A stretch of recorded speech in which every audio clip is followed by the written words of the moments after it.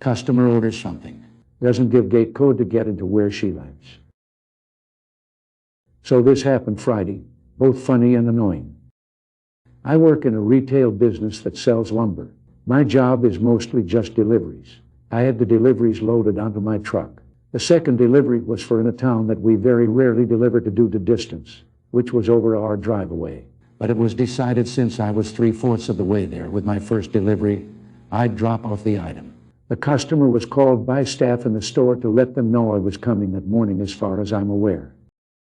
The item was a roll of plastic 8 feet long but light.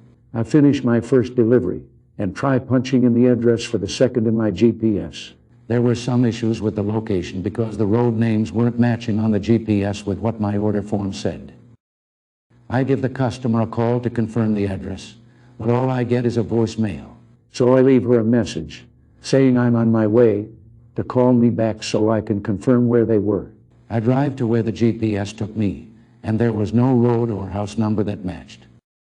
I try calling the customer again, no answer. So try Googling the street in my phone, and a result came up for a little retirement trailer park on the north end of town, and I was on the south end. After fighting through traffic for over 10 minutes, I arrive. I recognized the park right away. This place required a gate code to get in. This gate is only meant for stopping vehicles. There were sidewalks on either side. I called the customer again, no answer. So I called the administration for the park and explained the situation. They said if I tack the customer's house number into the keypad, it will call down to their unit and they have an override. But if the customer didn't answer, I unfortunately can't get him. So I tried the keypad, nothing happened. I look up a map to see where her unit is, and it was about half a mile from the front gate. I called down to my store and talked to the worker who did the order. They were pissed with the customer, saying or telling us there is a gate would be very helpful to know.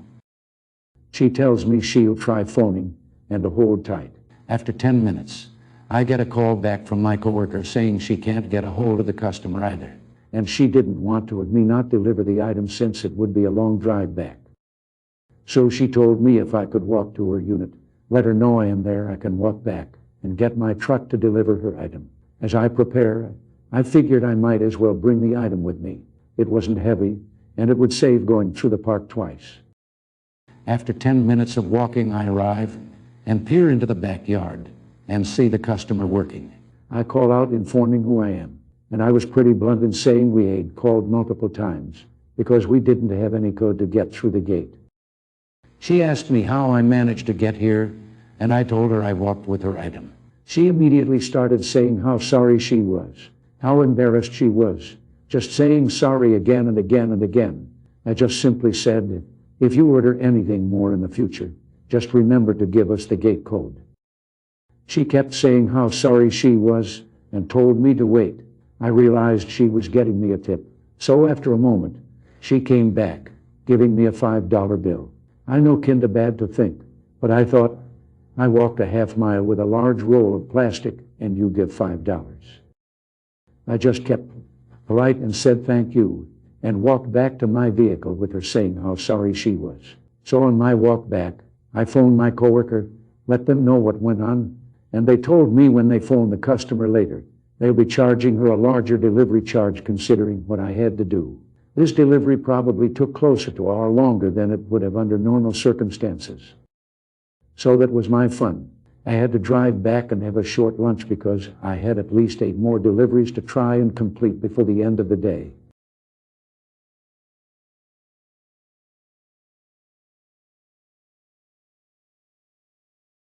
Are you open? We're clearly not. This happened to me about a week ago. A bit of context for the store I work at. When we are closed, there are metal shutters that cover all the doors and windows. To get into the building to open in the mornings, we open the shutters for the exit door, which has no handle on the outside, which is fine since it's an exit door. We open at 9 a.m. This fateful day I'm on the opening shift, so I'm hanging out with my manager in the office before we open the shutters. When at 8:57 a.m., I remember that specifically, we hear the buzzer that goes off whenever someone opens either the entrance or the exit door. My manager and I look at each other because neither of us are expecting anyone else to be there yet. Then a man comes into the store. Now remember, every other shutter is closed, and the exit door has no handle on the outside, meaning he literally had to pry his way into the store. As he walks in, he shouts hello. I step out of the office, look at him, and say hi. He then asks, "Are you guys open yet?" It took me a moment to be able to respond, wondering how he could possibly think we're open, but then tell him not for a few more minutes. He says okay and walks back out. He came back in through the entrance door this time, as soon as we were open, and bought his stuff. When he left, he forgot his phone on the counter, so he came back a few minutes later and came in through the exit door again, despite having already gone through the entrance door once already.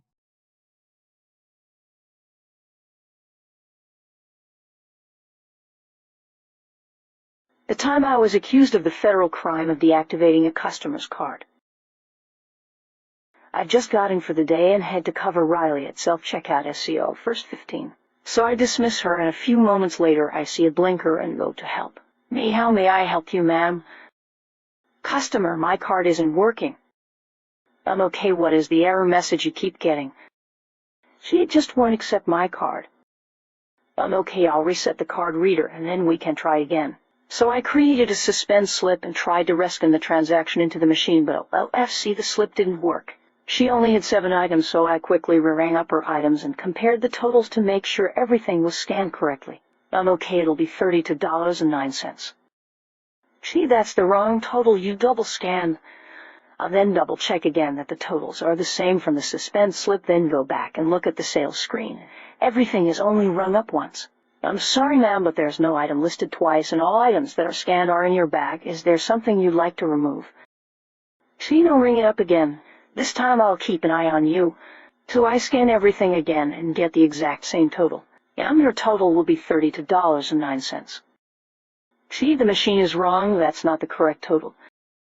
To my luck, but not my supervisor's, he just happened to be passing through SCO, and I needed to try and de-escalate the situation. And I figured I should pass her up before she gets more upset and ask my boss to ring her out quickly. He agrees and gets the same total as me. See, the lipstick was $3, not $6. Our company policy is to just change the price if it's not a significant loss, so he just changes the price of the lipstick. Supervisor, okay, sorry about that, ma'am. Your total will be $28.88. Gee, that's better. So she tries to pay again, and once again her card declines. When a card declines, there are multiple reasons for it, and we don't assume it just because the card doesn't have enough funds. So we try to go through the list, but she's very defensive. None of the other ways make any difference. So we tell her she just has to contact the card provider to see why the card isn't working. She, however, believes that I've broken her card and starts screaming that at the top of her lungs. She broke my card. And she didn't. See, if only I had kept a better eye on her. Have her turn out my pockets and give me my money back. I'm still at SCO and can hear her screaming, and so can the other customers who are turning their heads to look at the scene she's causing. She have a disability, and this is my government-issued crime. Messing with the card is a federal crime. My supervisor tries to tell her that I didn't steal her money and that I can't deactivate her card, and that she just needs to contact the card issuer regarding any details of why her transaction won't go through. She was working this morning. She broke it, and that's a federal crime. Since it wasn't working at the SCO either, you may have an insufficient balance or a fraud alert on your card. You know, I have enough money she must have charged at the SCO, because I know how much money I have and it's enough. I wasn't paying attention to what she was doing because I had to look away since she has bad breath. Hey, ma'am, I'm going to have to ask that you calm down. We can try your card again, or you can pay another way. It's a federal crime. She ended up leaving without her items, and not too long later Riley returned from her 15, blissfully unaware of the craziness that she had just barely missed.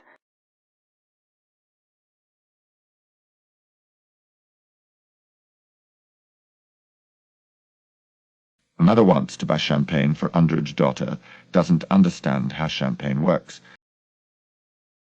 So this happened last year, and I remembered I had it saved in my notes.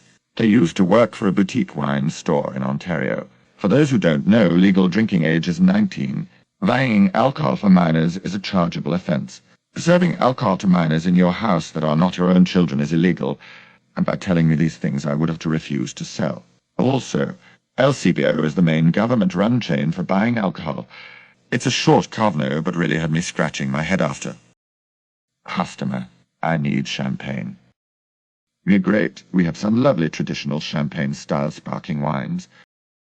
PX, I don't want wine, I want champagne. Well, yes, I understand that, but since our sparklers aren't from Champagne, France, we can only call them sparkling wines.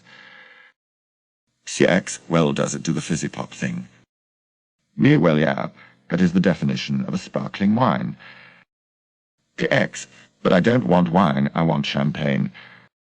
Me, okay, you do realize that actual champagne will cost you at least $50 at the LCBO, right? CX, $50. I don't want to spend that, it's just for my kid's 16th birthday. Me, you do realize that everything in here is alcoholic, right? CX looks at me like I'm the idiot. Well, obviously I know that. I just want a cheap bottle for my daughter and her friends to share. Me, well, then I'm sorry, but we only have wine, no champagne. Good luck at the LCBO. Bye.